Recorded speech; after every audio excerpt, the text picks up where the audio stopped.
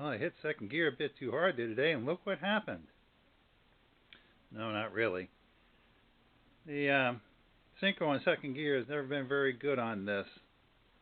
And I'm starting to think that this is a GT6 transmission. This is a Sport 6 or a Vitesse Triumph. That the Syncro cone, the steel part, is like ultra polished because this GT6 transmission, someone had really beat on it. So I just don't think it's ever gotten enough friction to work properly. So I kind of ran out of projects and I was a bit bored, so I took my car apart yesterday, and today we're going to take the transmission apart and see what we can do.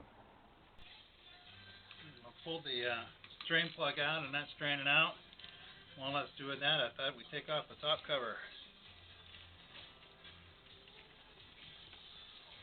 This houses the shifter.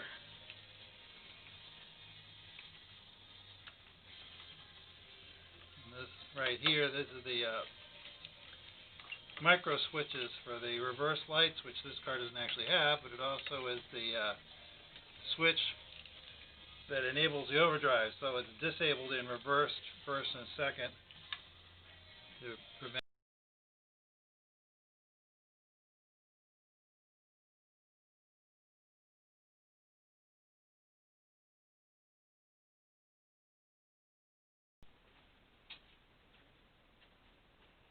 You may have noticed that I struggled a bit to get the cover off, and that's because you need to have the transmission in second gear, which pushes the fork forward so that it clears this reversing rod. Once I pushed it, I had to lower the cover back on so that the dowel pins engaged, put it in second, and then it came right off, which will be the same going back together.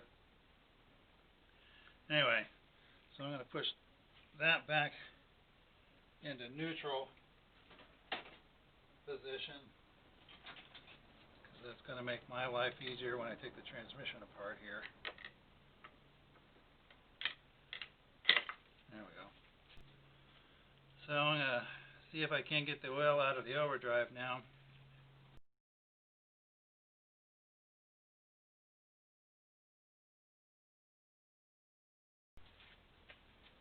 I remove the row of nuts and bolts that attach this is the overdrive adapter, this small section, to the main case, and then we're just going to lift the overdrive off. The overdrive was rebuilt not that long ago and it works fine, so we're not going to do anything with that, so we're just going to set it aside for now.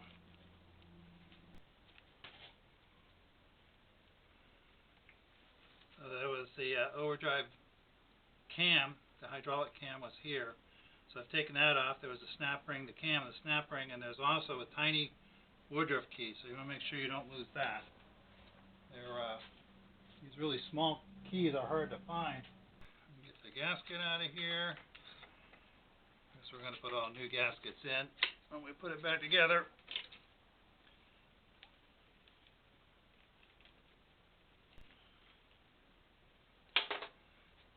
Now I'm going to take the bell housing off.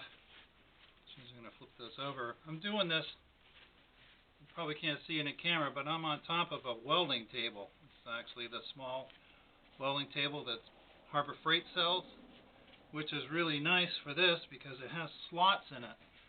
So the input shaft sticks out past the front of the bell housing about an inch, but with these slots, you just feed it through there, and the transmission's just sitting on the bell housing. It's nice and stable. Plus, if you're dripping a little bit of oil like this one is, you can put a bucket underneath that just falls through the slots into the bucket. No muss, no fuss. It's kind of nice.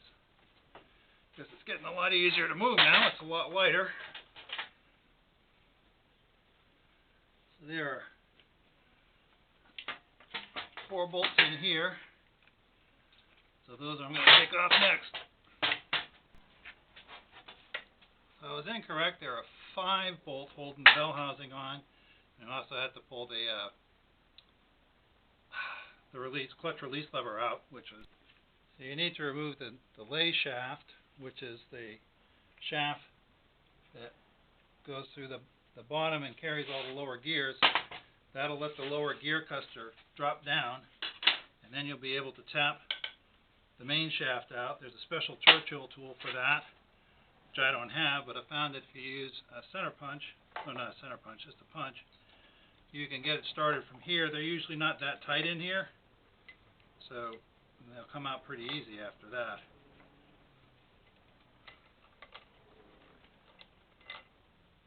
So that's the input shaft out.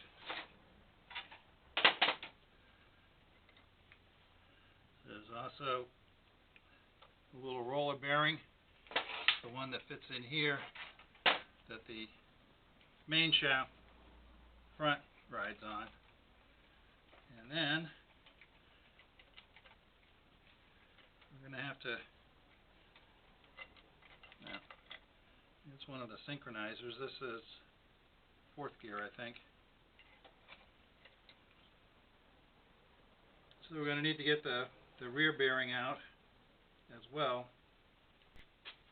Oh, the book says now that the input shaft is out, the end of the main shaft is here, to drive it with a center punch until the ball race that's on the other side of the case is clear. Once I tap that,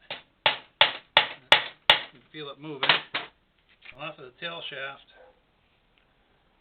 there's a snap ring, a spacer, and then the main bearing.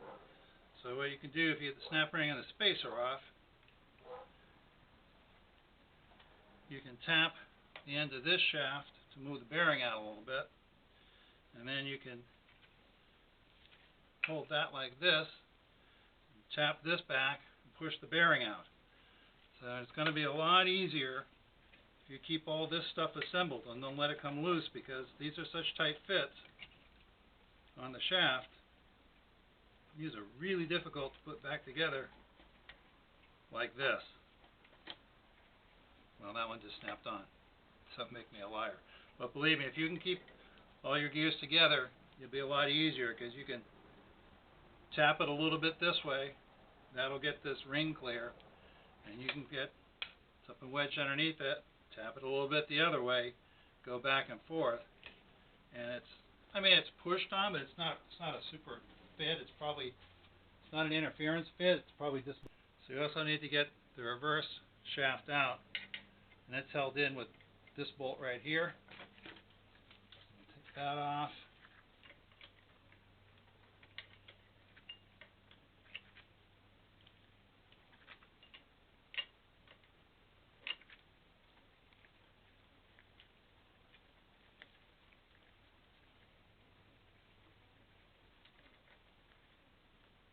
This is a special bolt, you notice. When it goes through, it pins in like that. And then, once that's out of there, if you've got all this stuff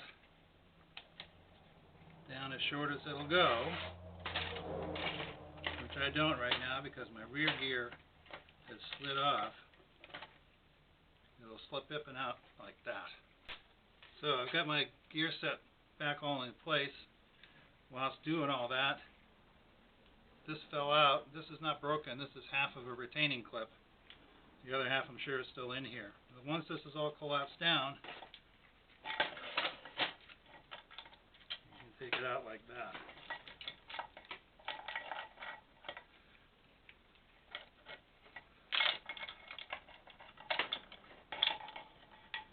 A little fussy. There's your main gear set. That's in there. Here's our reverse gear, which went in with the notch towards the input shaft this way. And I've dropped my special bolt, which I told you not to lose.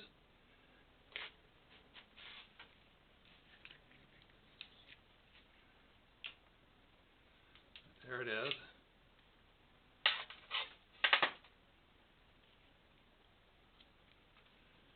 The special bolt,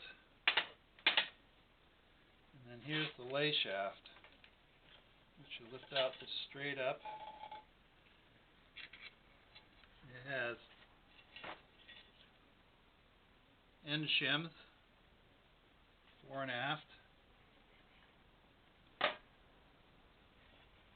the other half of my retaining clip. And I've also got a handful of loose bearings down here because the lay shaft bearings are loose. So when you put this together, they give you more bearings than you need. There's actually enough bearings to completely fill that, and that's wrong. You need to be -1, so a little bit of space. And when you assemble this, you'll put like wheel bearing grease in here, and then put the bearings into that, and that'll hold that all together. So you want to get all the loose bits out of here.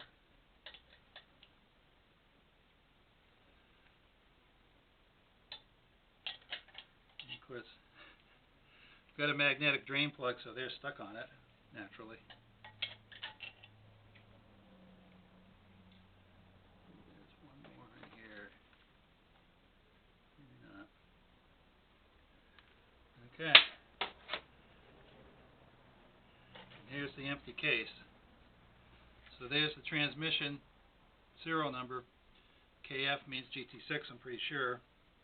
Though I have not seen any difference in the actual steel casing between a Spitfire and this.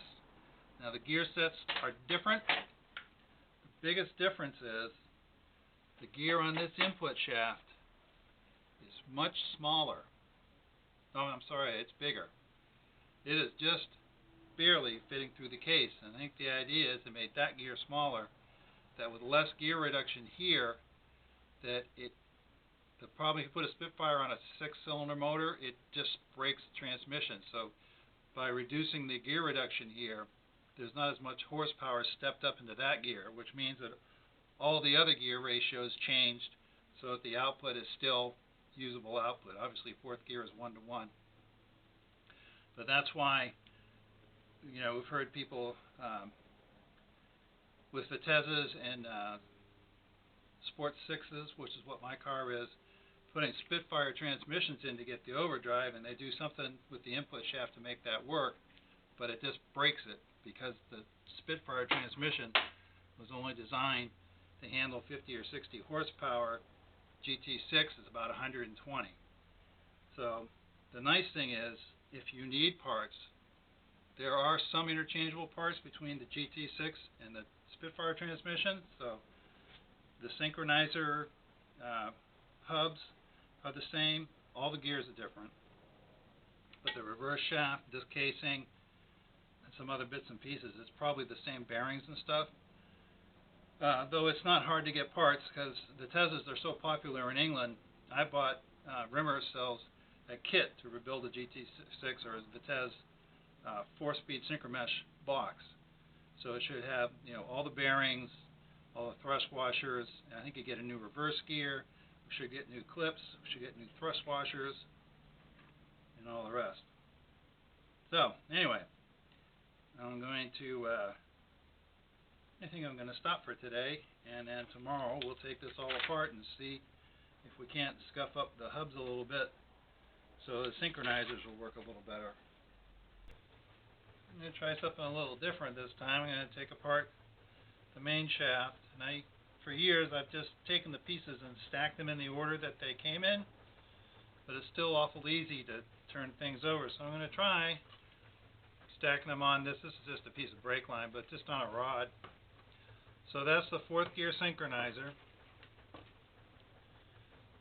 As you're looking at this, this is the engine side of the transmission, this is the tail shaft. So this is they call it the synchronizer hub, but this only fits one way. You notice that this side is flush, the hub, that side's recessed. And it's awful easy to turn that around. And then you're sitting scratching your head, which way was it supposed to be? So this is the third gear synchronizer ring.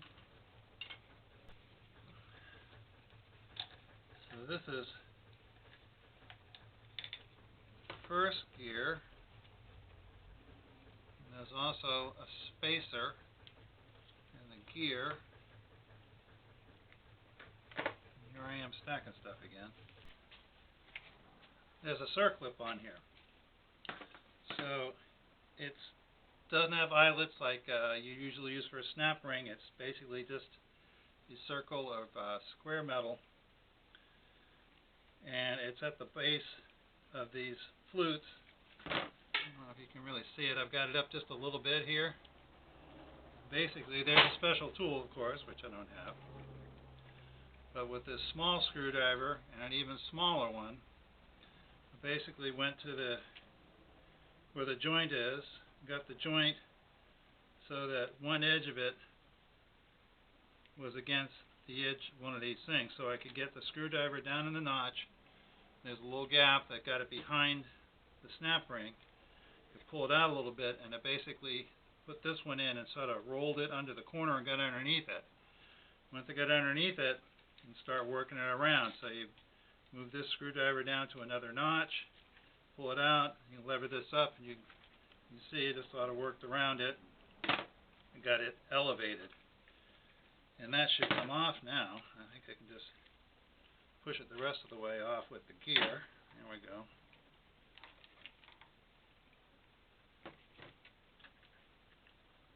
So there's the snap ring. You can see the little joint in it. And then there's another spacer, and it is handed again, left and right. So it has to go in the right direction. Then this is third gear with the synchronizer cone. And we have, this is a bushing that gear rode on. Here's another spacer, not handed.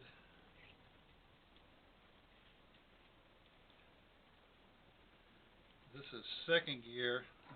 This has a bushing, steel bushing in it as well, but I just took it off as one unit. So this is the second gear. And this is the one I think it really needs to work. There's some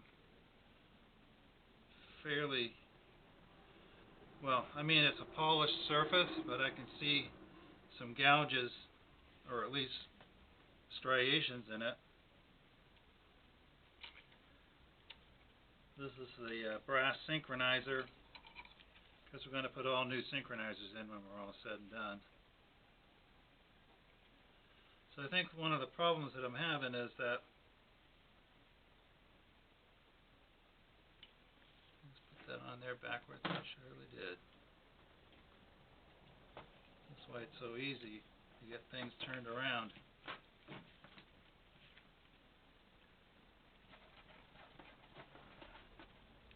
Let me say this, I bought this as a used gearbox.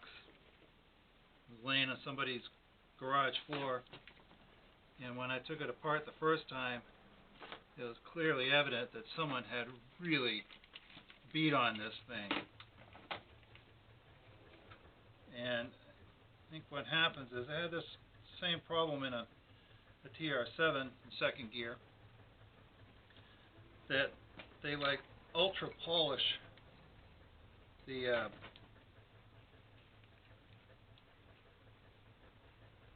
synchronizer cone, and it just, when it gets so smooth, it just doesn't grab the brass. So in that transmission, I just took some 1500 wet and dry paper and roughed up the surface a bit, and it made a big difference. It worked a lot better. So this gear is the one that goes on here, and there's another spacer.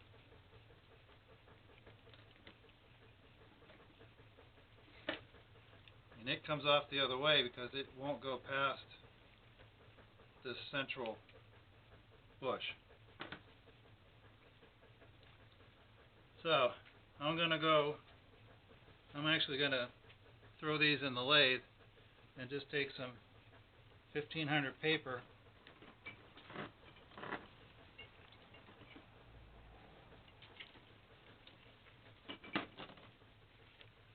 to this surface right here and see if I can't get them a little better. I don't know if you can really see that in the camera, but you can see there's some light striations across there.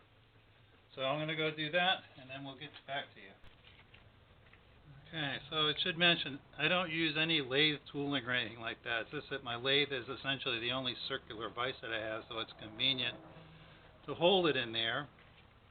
And I took the paper to it. I actually used 600, and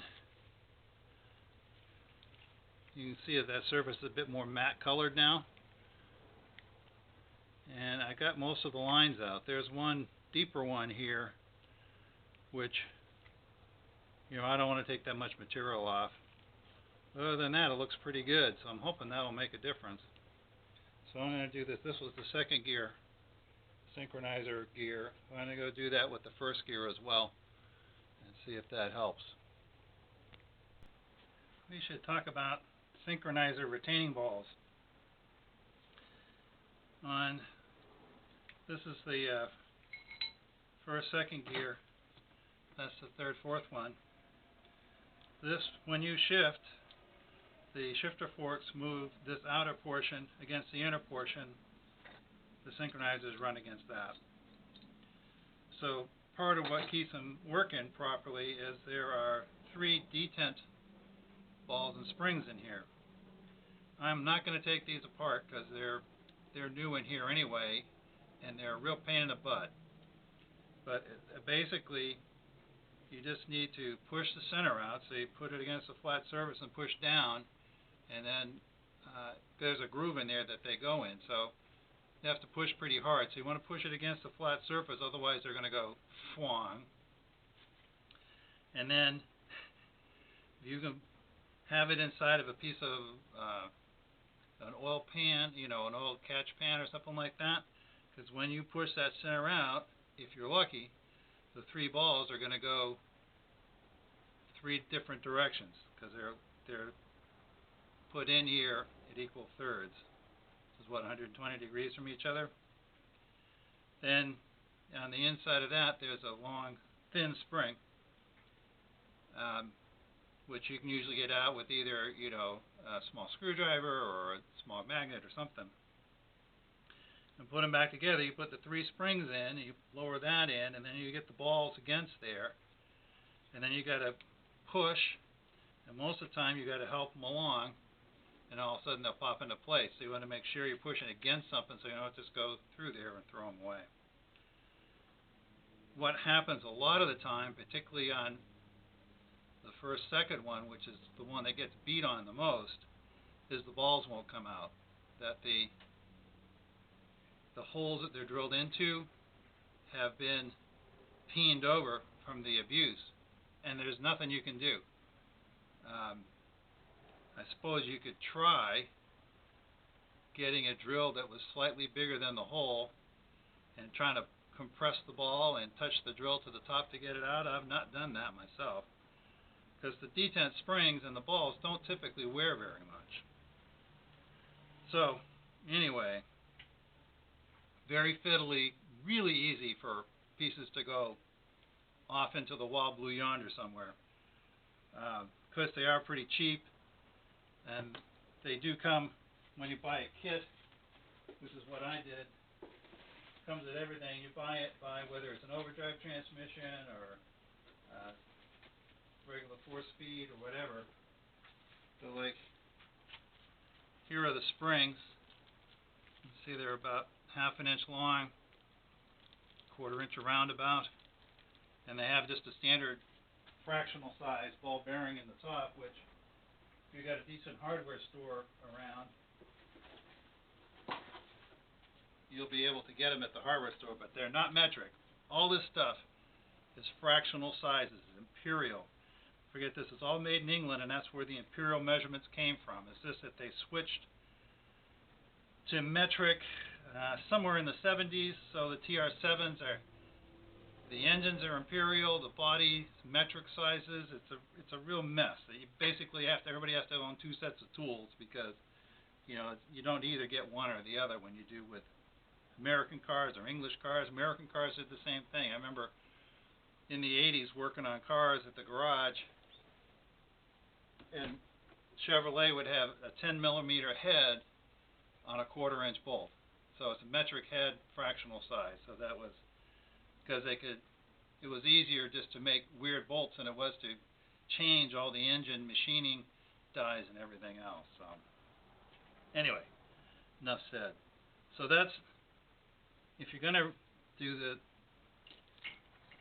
the bearings, and if you got an old transmission, you really should at least look at them. That's what you should do.